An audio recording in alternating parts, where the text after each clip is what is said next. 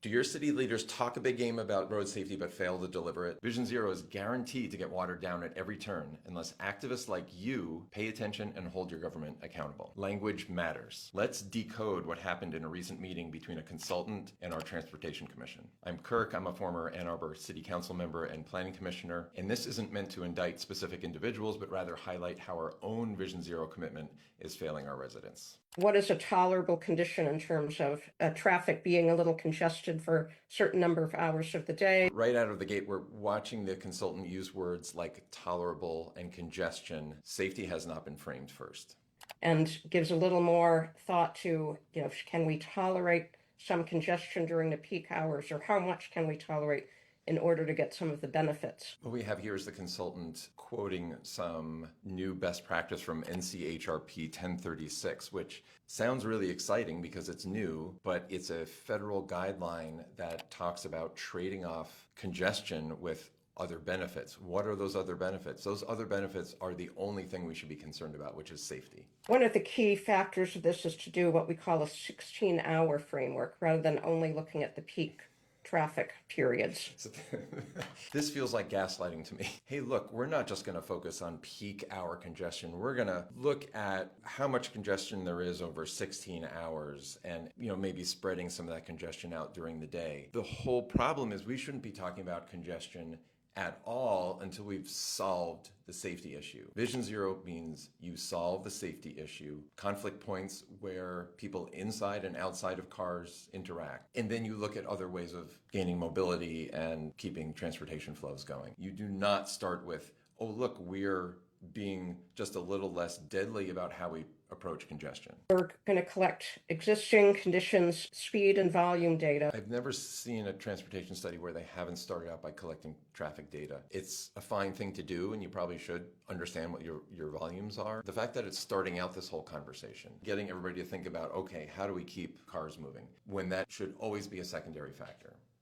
And could we get to that acceptable level of 4 hours or less of congestion per day? This makes me really mad. To say, can we get to this acceptable level of 4 hours of congestion per day, assumes that there is no human response to seeing congestion, and there's no human response to changing routes or over the long term changing modes. This is putting car throughput first and everything second. Safety is mentioned anecdotally throughout this presentation, but as other benefits or trade-offs. It's completely unacceptable to talk about tolerable congestion when the community has said, we want to prioritize safety first. But not one word has been said so far about how do we slow car speeds to non-lethal levels where people inside and outside of cars interact, which is a fundamental tenet of Vision Zero. Nothing has been mentioned so far, but we're getting into the weeds about light timing and acceptable congestion. A totally unacceptable approach to this. I'm showing a slide that shows the myriad of different ways that people adapt to changes in roadway capacity. And we see this in, cities when they take freeways down or do road reconfigurations. So here is one glimmer of hope in this presentation that got me very excited. She is acknowledging the fact that cities have taken down entire interstate highways. The impact on congestion in alternate routes has been negligible. Transportation people know these things. They know trips disappear when you reduce capacity. Ann Arbor has a commitment to reduce vehicle miles traveled by 50%.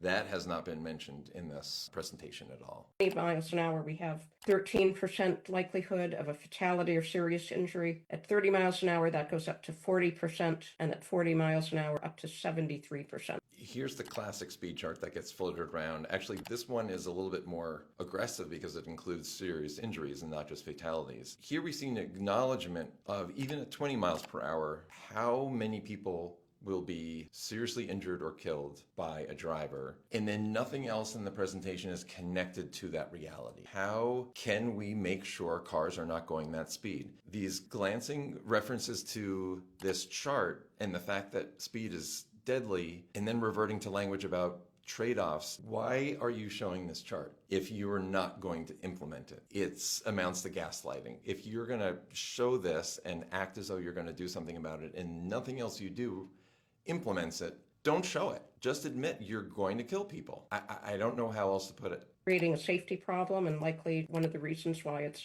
on the high injury network. Here is an explicit acknowledgement of speed and the fact that nobody is going a safe speed on this corridor, but there is no through line from this acknowledgement to a solution at all. Because these are the points where you really have the traffic congestion and the potential gridlock. That's a double header. We're talking about traffic congestion and potential gridlock. This makes no sense in the body of evidence that we have as to what needs to be done to make streets safe. Also, the fact that human behavior changes in response to differences in capacity and throughput. To talk about gridlock and congestion as a fear in any way taking priority over safety is a non-starter. And a lot of this is an evaluation of trade-offs that, we're not going to be calculating a pass or fail number, but, presenting these are all the trade-offs on these more challenging corridors. This clip probably got me the angriest of them all because there was this joke about we're not calculating a pass-fail number for these corridors. We should be calculating a pass-fail number. Corridor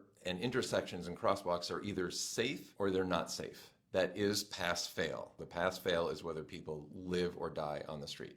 How do we choose what our target speed is for that piece of road? Are we going to try and design it so that the traffic is slower and, to help mitigate any crashes that do happen? Thank goodness for this question. What this commissioner is referring to is the design speed of our roads so that crashes, which will inevitably happen, mistakes always happen, the severity is mitigated and people can live. This is the whole point. This is Vision Zero. The consultant acknowledges that speed is the primary factor in injuries, but then proceeds to go into the trade-offs and congestion language once again. Take a closer look to see what are the trade-offs and benefits of roadway reconfiguration. I want to highlight this quote that the consultant pulled out from this manual. The most important thing is not to change people's minds, but to be honest about the choices on the table and describe them fairly. And this is just reinforcing the consultant belief that there are choices about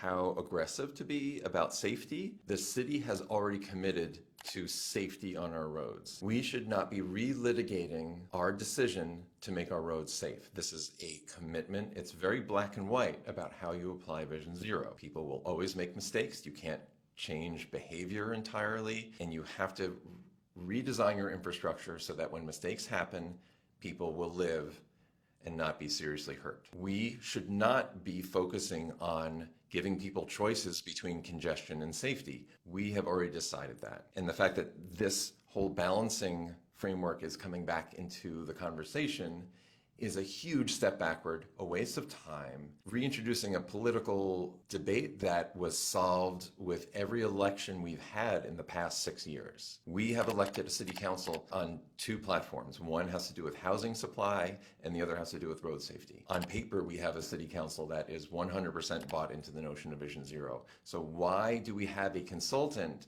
who is reintroducing some kind of debate or choice? We have made the choice. Our roads need to be safe. So we've seen a bunch of red flags so far in this meeting. One is the fact that we didn't start with Vision Zero. We didn't start with how do we eliminate serious injuries and deaths and then have everything flow from that. We started with traffic counts. We started with conversations about congestion and gridlock and trade-offs. If you've adopted Vision Zero and you actually want to abide by it, everything becomes crystal clear. You have to make sure everything flows from a position of safety. So we need to call out every time we hear language being used that compromises safety. Thankfully, this was just the first public meeting that we've had with the consultant, so hopefully our elected officials will take notice of this and redirect the consultant to make sure everything is centered on Vision Zero and safety first.